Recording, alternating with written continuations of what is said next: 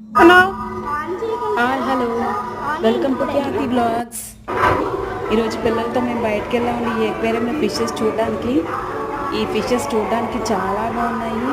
Only small ఫిషెస్సే కాదమ్మా, small fishes నుండి very big fishes, snakes, birds, animals కూడా ఉన్నాయండి ఇక్కడ.